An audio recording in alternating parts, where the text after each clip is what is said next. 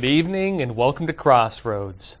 A high-end prostitution ring was uncovered and the case is now turning heads because the clients in the case are in the odd requirements as well that they were required to follow.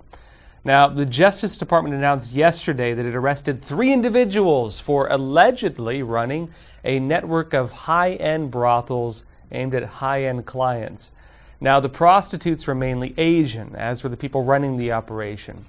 Details on the clients are still slim, but they're broadly described by the Justice Department as including elected officials, military officers, government contractors with security clearances, and others along those lines. And interestingly, if these high-end clients wanted to purchase prostitutes, they had to give the network their full names and email address, phone number, their employer, and a reference if they had one.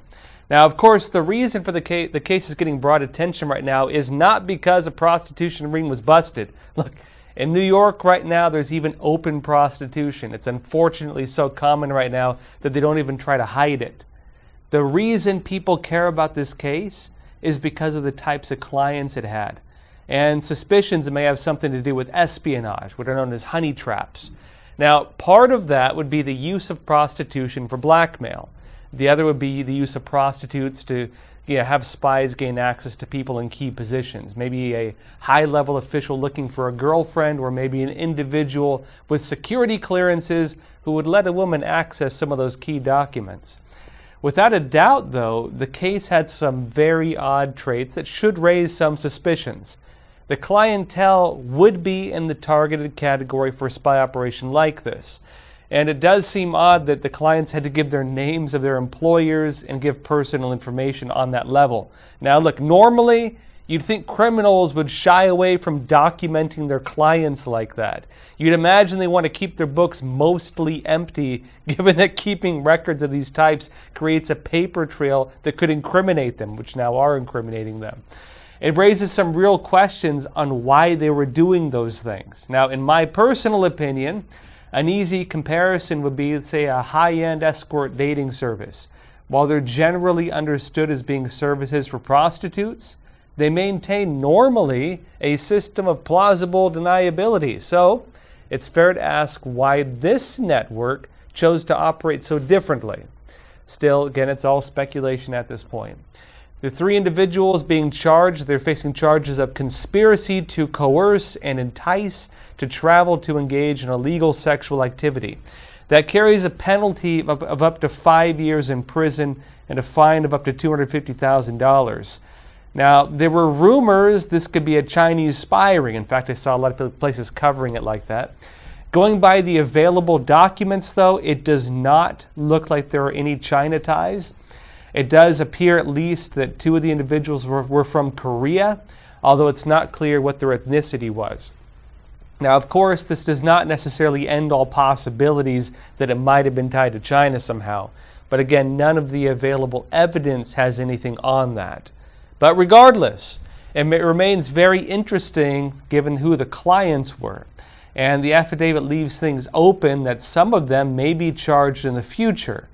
This was a ring that included politicians, business executives, and people along that social strata. It states these individuals are not being withheld from the public to protect them in terms of their identities, but instead, because the investigation into their involvement is, quote, active and ongoing. In other words, we're likely going to hear more about this criminal network in the future.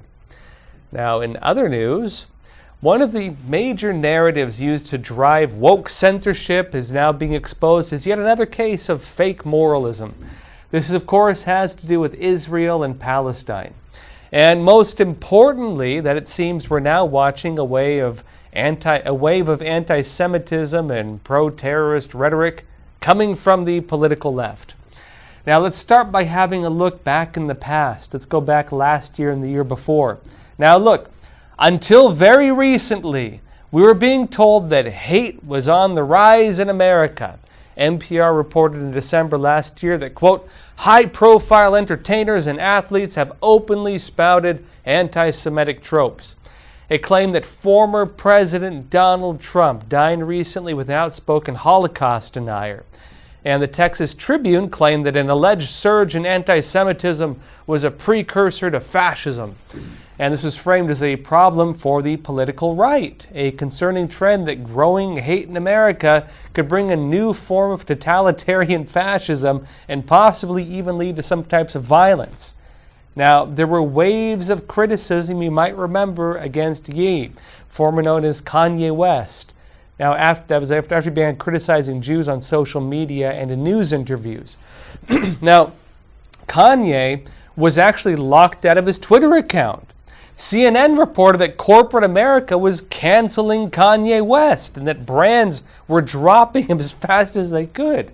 Celebrities came out to criticize him.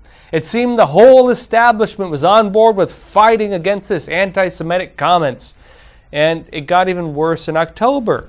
A group of 6 people hung 3 banners over a freeway in Los Angeles. One of them said, "Kanye is right about the Jews."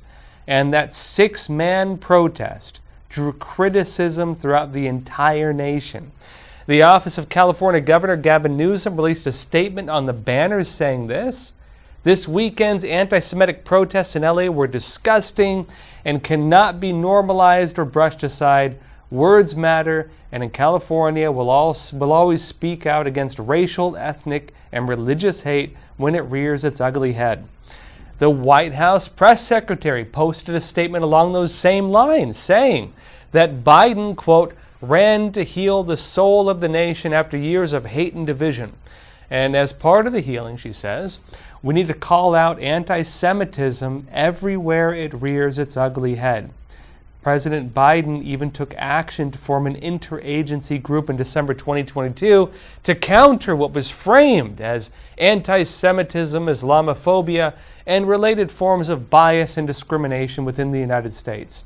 Now, that group, which is actually created now, is led by staff in the Domestic Policy Council and the National Security Council, and it coordinates with the U.S. government on these operations. Now, its first job, as stated last year, according to a White House announcement, was to, quote, develop a national strategy to counter anti-Semitism. And that included new tools to address anti-Semitic harassment and abuse, both online and offline, and to encourage what it referred to as a, quote, whole of society effort to counter anti-Semitism and build a more inclusive nation.